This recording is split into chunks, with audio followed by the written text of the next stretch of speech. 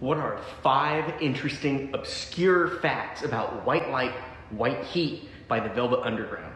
If you're a longtime fan of the band, there's a good chance you already know these. But if you are new to the VU, maybe you'll learn a little something. Hey fellow music nerds, it is Andy with the Fence Post Vinyl channel. If you like content like this, go ahead and hit that subscribe button and ring that little bell so you are up to date and notified when new videos go live. We are going to start at the end. I, of course, am talking about Sister Ray, the renowned track for its length and improvisational nature. It runs over 17 minutes, making it the longest song the Velvet Underground gave us during the tenure of the band. The chaotic and raw energy of the song reflects the band's unconventional styles, but there's something a little bit more interesting about this track. It was recorded in a single take, and that's not all. With the thematic elements, well, let's get Lou's take on it. Quote, it has 8 characters in it, and this guy gets killed, and nobody does anything. The situation is a bunch of drag queens taking some sailors home with them, shooting up on smack, and having this orgy when the police appear. End quote. Sounds like just another Sunday night for the Velvet Underground, right? Get this. According to Lou Reed, A Life, by Anthony DeCurtis, when recording the song, the engineer set everything up and then said, quote, listen, I'm leaving. You can't pay me enough to listen to this crap. I'll be down in the commissary getting coffee. When you're done, hit that button and come and get me. He then hit the record button and left the studio. I don't know, tell me, Sister Ray, is it that unlistenable? Let me know in the comments. Number 2. The banana cover art on the debut album by the Velvet Underground and Nico, is truly iconic. Designed by Andy Warhol and featuring a removable banana peel on early pressings, like mine, it's arguably one of the most recognizable covers out there from the late 60s. For White Light, White Heat, the band submitted art that featured a faint tattoo of a skull.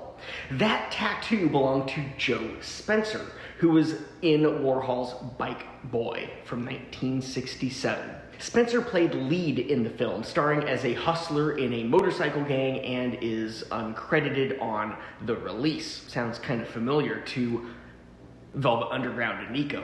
The art is black on black, an idea that Warhol had after he kind of reconvened with the band when they let him go, and the image is visible only from certain angles on the physical release. I mean, it just looks like a big black square right there.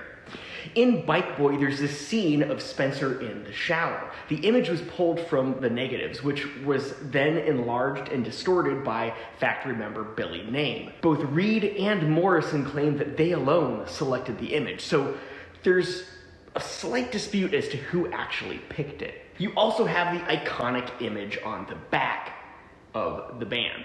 This is confirmed as one that Morrison picked, though other members of the band did not necessarily like the photo. Number 3, gender identity. Already I covered drag queens in Sister Ray. Drag, gender identity, sexuality, these themes pop up time and time again with Reed. I mean, remember Walk on the Wild Side?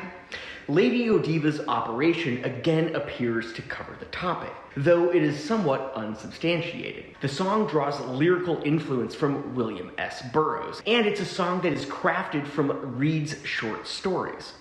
The song is at least partially inspired by the electroshock therapy that Reed experienced as a child, and while it's rumored that the therapy was conducted for his homosexuality, it's a claim that his sister disputes. Instead, she states that it was due to panic attacks, anxiety, and social phobias. All of these very extreme for Reed in his youth. While the type of operation Lady Godiva is undergoing is not really confirmed, as I referenced earlier, the lyrics, quote, doctor arrives with knife and baggage, sees the growth as just so much cabbage, leads many to believe that she is undergoing gender-altering surgery. These thematic elements of sexuality and gender identity surface quite frequently in Reed's work, as mentioned previously. Number 4, the gory gift. As a sound effect on the song The Gift, Reed played a cantaloupe. The song is another of Reed's short stories put to music, this time read by John Cale. It's a story about a young, lovesick man, Waldo Jeffers, who attempts to surprise his girlfriend by mailing himself in a large cardboard box. However, a friend of the girlfriend uses a sheet metal cutter to open the package, resulting in the untimely and quite gory demise of Jeffers. Stated Reed to none other than Lester Bangs in the 1971 May issue of Cream, quote, "I wrote the gift while I was at college. I used to write lots of short stories, especially humorous pieces like that. So, one night Cale and I were sitting around and he said, let's put one of those stories to music." End quote. The cantaloupe was used to get the sound of the blade entering Jeffers' skull, and it was either stabbed with a knife or smashed with a wrench. The recommendation to use the cantaloupe actually came from none other than Frank Zappa, who was recording at the time in the same studio as the Velvet Underground with the Mothers of Invention. This has been a great list. I don't know about you, but I've loved all of these. And we're on to number 5, which is Flower Power. Oh, happy. White Light, White Heat is known for its noisy experimentation, often extremely aggressive and brutal. This is all intentional, obviously, and the thematic elements of drugs, sex, and love are twisted and warped in a way that is entirely counter to the flower power mantra from the Summer of Love, which took place in 1967. It's the antithesis of the blissed out hippie scene. Quote, "I don't think a lot of people realized at the time what they were playing with." End quote. That was a quote from Reed in a 1987 Rolling Stone interview. He goes on to say, quote, "The flower power thing eventually crumbled as a result of drug casualties and the fact that it was a nice idea, but not really a very realistic one." End quote. White Light, White Heat, according to Reed, was a more realistic portrayal of the core tenets of the flower power movement.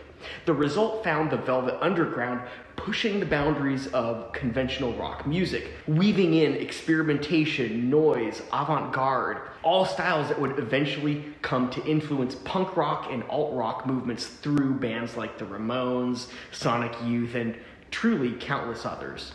Do you know any interesting facts about White Light, White Heat? If you do, let us know what they are down in the comments. And if you like vinyl or dig learning about the music you love, go ahead and hit that subscribe button, then ring that little bell so you're notified of new videos when they go live. Next, check out this video right here where I share a little bit more about my 1968 pressing of the Velvet Underground and Nico with a completely unpeeled banana. You won't believe what I paid for that. I'm Andy, this is the Fence Post Vinyl channel, and I'll see you in the next video.